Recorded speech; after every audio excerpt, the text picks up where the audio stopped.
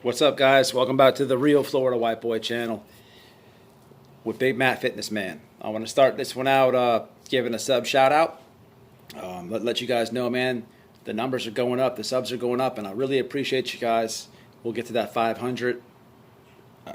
To all my subs, I appreciate you. I do the sub shout out because I want to keep track of my subs. Believe it or not, I'm reading a little piece of paper right here. I write notes, and there's a lot of subs that I actually, well, in the comment section, I talk to, and I can get to know you, man. Being in the chain game so long, you can kind of read people, and with the trolls and whatnot. The subs that I have, man, I have some loyal subs, man, and you can't have a YouTube channel without subscribers. So where the channel is at right now, I really appreciate the subs that I have. So the first one I'm going to shout out is Sean Odell. I know that you weren't crying, bro, but, I do owe you the shout out. Hitman's World, Nick Allen.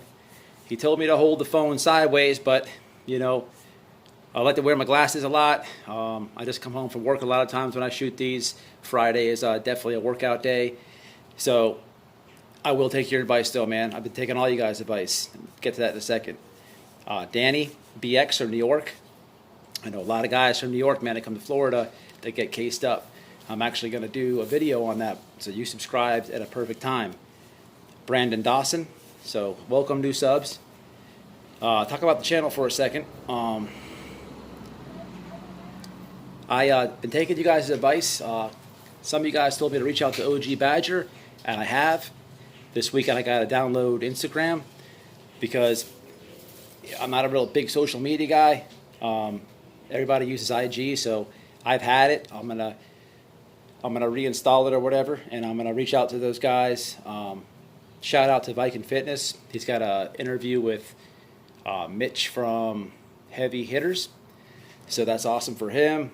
And I'm gonna drop another video this weekend. I don't know if it's gonna be. I think I'm gonna show you guys how to make a Fifi. It's gonna be kind of comical. But but what I'm getting at with that video is I had a main hustle. I had a lot of hustles when I was in there, but I had a hustle that I haven't heard on any prison channel yet, and it amazes me. So it's awesome that I get to tell you it. So going back to not the last video, but the one before that, well, Mr. Chandler, I was telling you guys about H-Dorm. Now, I haven't dropped this video in a few days because this story right here involves somebody that's still in the Florida prison, and he's involved with a case with an NFL running back, as you see in the thumbnail, Chris Johnson.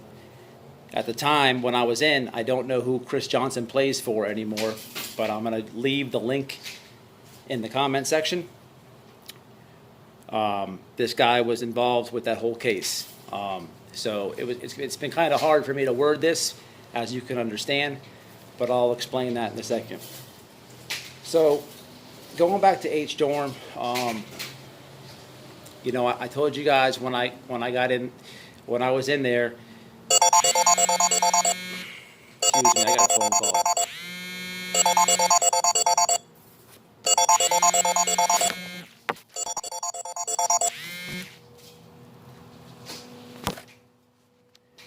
Viking. Anyway, when I was in there, I kicked it with the few people that I did.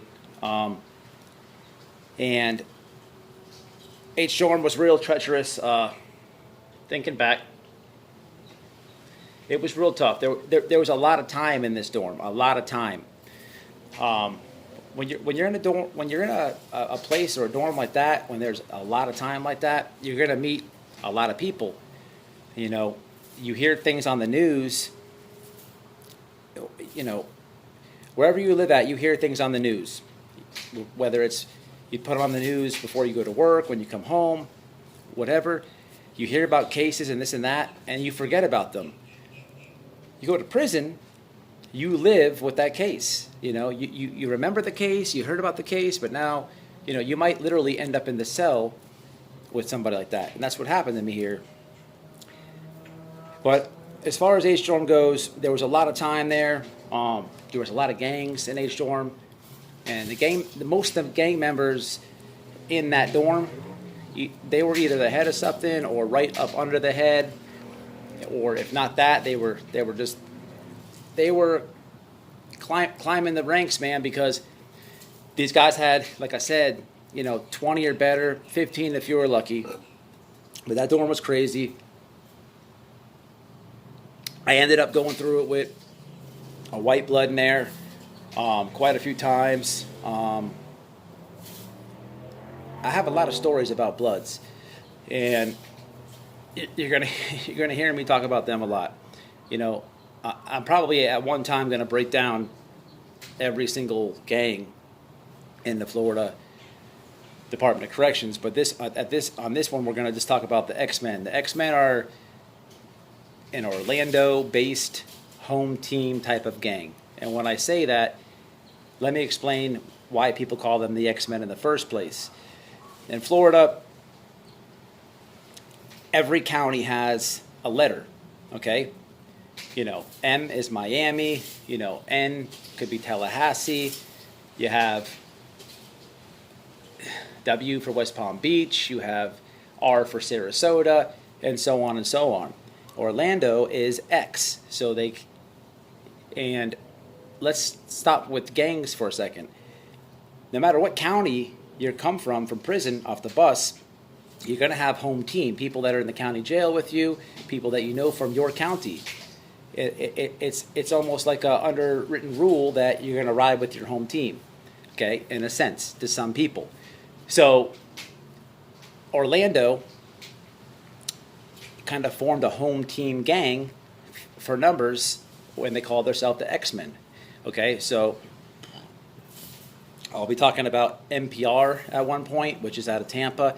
I've mentioned DBD, which is out of Pensacola. There's a lot of these home team gangs in Florida, okay? So I'm going to focus on X-Men right here. I'm in H-Dorm. I'm seeing a lot of shit, man. There's a lot of homosexuality in this dorm. These guys have a lot of fucking time. Doesn't make it right. It's weird, but I mean, it was crazy in there, man. I went through it with Bloods. I went through it with a lot of shit in there. But at some point, I only had, Mr. Chandler's my dude, but he was 70 years old. I had TJ, and he stuck to himself. He was trying to go home. He had a lot of time. I had people that I was probating for at the time, but they were all in different dorms. So in a sense, I'm in their dolo, okay? So I did get a knife, man. I had an 8 or 9 inch knife. I ended up getting caught with it. But let me tell you about before that happened. I'm in H-Dorm, and this is the point of this video. My roommate at the time is an X-Men. He wasn't the head. He wasn't too far up in rank, but he had a lot of clout, if you will, with the organization because he had money. My roommate took a charge for the running back for the Tennessee Titans, Chris Johnson.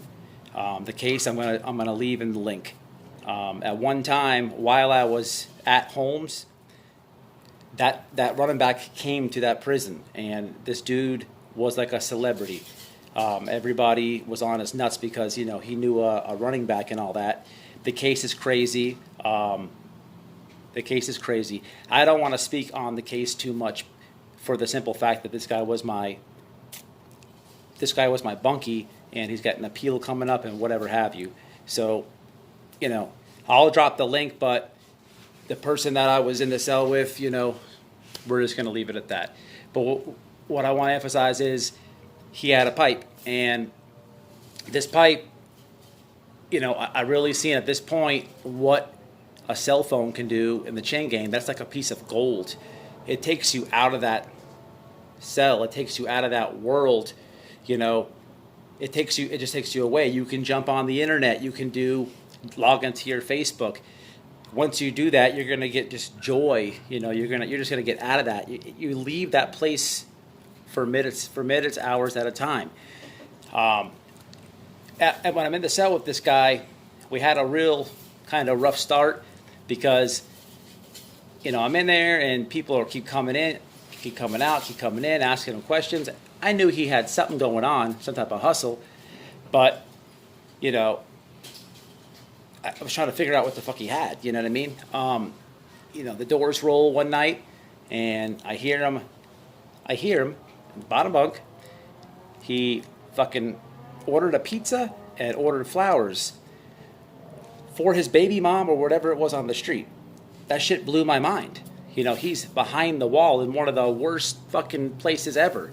And, but he was a little bit over-aggressive with it. He was calling her all the time, but his main hustle was that phone. And it would have been hard for him to have that phone in that dorm if he wasn't an X-Men. You know what I mean? Because they had numbers. Cell phones, everybody wants a cell phone in prison to get away, and not just to get on the internet and this and that. You have to remember, you have people that are in there with a lot of time, and all they got to do is reach out to somebody they might have a no contact order with, or reach out to, somebody with a restraining order, something like that, which they can't normally do. It's not on their call list or whatever. So there's a lot of drama with cell phones because once someone gets a phone call from a no contact order or restraining order, the first thing they're going to do is call up, the prison and say, hey, this is and that. They're going to come shake it down. But there's constantly people in and out the room, renting the phone. That was his main hustle. And he made a lot of money with this. Not just renting it, and not just renting it, but people would do power moves on this. People are making drop-offs, dope, whatever. You have to use a phone to make that call. You can't get on the collect call phone and say, hey, drop off this and that over here. It's exposed. So he had, one of the number one hustle there is absolutely is a phone.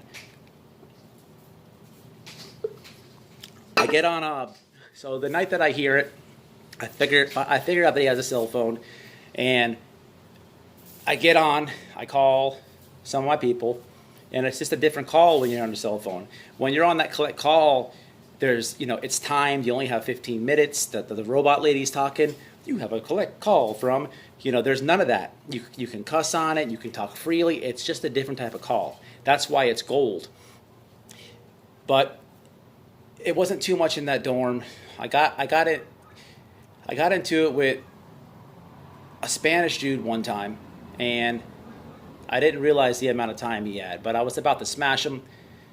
My roommate was like, we kind of politicked about it. He was like, man, what are you doing? That problem has nothing to do with you. And I was ready to fully go in on this guy. My roommate kind of talked me out of it. Come to find out, he just didn't want any heat to the room because of the phone. So that situation kind of got,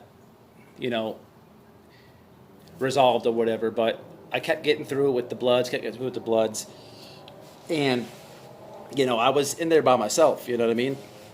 And I'm not going to sit here and tell you guys that I won every single fight in there. It's just not going to happen. I'm not going to lie to you. And when I was in that dorm, man, I got a real good resentment for Bloods, man. And it carried with me for the rest of my bid, both my bids. So, it was tough. My bunkie actually, he stepped in a couple times because he just knew I was like willing to do whatever, crash and just go bananas. So he kind of just diffused the situation. We're sitting in there. We're sitting in the cell one day, and it's count time. And this was the weirdest thing. The police come around. They count our room, and we're in the T building. They count, and they come back after count, and they say, hey, both you guys get out the room. So we step out the room, and they shake it down. They're ripping everything open. They take my mattress. They rip it apart. They find the dagger, and I go in. It sucked. I thought they were hitting the room for his cell phone, but they hit my dagger. And he was the only dude that knew where it was. So there's a lot of bullshit that happened after that. but but I ended up going in. So I go to confinement, and I'm gonna do a video on confinement. So I'm just gonna kind of touch the time that I was in there. This time I go to confinement. H dorm was right linked exactly the same wing as confinement, so literally was 2 seconds away of a walk. I do the AC time, the dead time. It sucks. Whenever you catch a DR, you're gonna do dead time before they give you the whatever the time is. So I ended up doing like 67 days that time. And back in confinement, I had a bunkie. I used to call him Shitty Jitty. He was a young dude. He was all right. He was from Pasco. I thought he was all right. Just a young dude, man. Come in there confused and shit. You know, I was trying to take him under my wing. You know, we kind of talked. You got to have a good bunkie. You got to have a good bunkie in confinement. So come to find out, my buddy TJ used to be the runaround back there. So he'd come by, and he knew I was back there with a knife. He would slide coffee cakes under the door. Whatever he can give me, he would give me. So on his shift, he would always say, "What's up?" This and that. One day he comes by, and I'm in there, and he's like, "Hey man, what's up?" And I'm what's going on? He points at Shitty Jitty. He's like, "Hey man, people are asking about you." I'm like, "What?" He's like, "Yeah man, that punk's asking about you." And I'm like, "What the fuck?" He's like, "Matt, bro, the dude fucks with boys." I'm like, "Oh hell no, Shitty Jitty, what the fuck's going on?" So Shitty Jitty ends up telling me this crazy ass fucking story of how there's a punk in his dorm, and the punk has a boyfriend. So Shitty Jitty gets a haircut from the punk. Okay, they're kind of like putting down on him, and the next thing you know, he's telling me the story of how the punk's sucking him off in the back stall. And I'm like, "Shitty Jitty, you got to get the fuck from around my room right now." I put Shitty Jitty on the door, and that was the end of Shitty Jitty. I had the fucking room to myself from that point, and I told you guys I had a special guest this episode, somebody that I was in prison with. I want you guys to meet Wilson. Wilson is who I used to talk to when I had the room to myself. Remember Castaway? This is Wilson. I would literally talk to a toilet paper roll because it was that fucking boring, man. One time I jerked off fucking... This is serious, man. I jerked off fucking 11 times in one day. It was... Confinement will make you nuts. It will make you fucking nuts when you're back there so long. You know, it's crazy. You got to go through your mental memory bank of who you banged and all that, and just rub them out. I fucking was, after like fucking 6, it was just air. Just nothing was coming out. It was crazy. But I would talk to Wilson to pass my time. I would fish. Confinement is crazy, man, and I really want to do just a video about confinement, how it's so fucking inhumane, but it's crazy. I'm back in confinement. It was nuts, you know. I get out the box, and this is one time that's kind of personal to me, and it kind of sucked. You know, one time that I really felt that I may let my mom down. She wrote me a letter in the box because I wasn't calling home and this and that, and I would always call and check on her. She knows I'm crazy.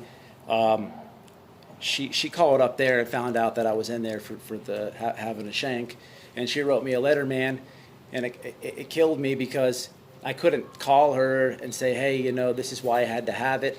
There's no way I could explain this to her, and you know, I felt like I disappointed her when I was back there, and when I got out, you know,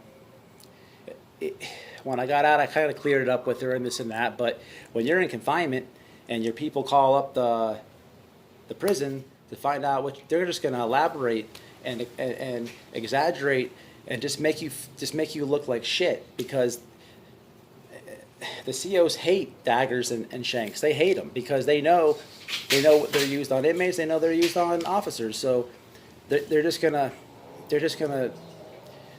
they do you dirty, man. And that kind of sucked, man, because I feel like I left my mom down on that one, but she understands. We've had a lot of talks about it. But yeah, man, So this weekend I'm gonna drop a couple videos. I know it's been a while, guys. I appreciate the support. The channel's growing. I want to talk a little bit about fish oil. You know, for the training part, fish oil, man, is so good for the joints. You know, it doesn't matter if you're doing calisthenics. It doesn't matter if you're hitting steel. At some point, after doing it for so long, you're gonna get aches, tennis elbow, and the cramps in the forearms. The fish oil will get in there and loosen it up. It's essential for. It's an essential supplement, man, and I just super recommend it. But guys, this is Big Matt. It's the Real White Boy channel. Crackers crumble, white boys rumble. Before I'm out of here, I wanted to talk about the trolls for a second. Sometimes I always feel like the trolls are secretly watching. You know what I mean? It's kind of like this. You know, I'm from Florida. It's kind of like this little flamingo right here. You see how he's looking backwards? Yeah, I know you're looking, troll. I know what's up, bitch. All right, guys, man. This weekend I'm going to drop it. You guys have a good weekend. Stay up, stay safe, and stay out.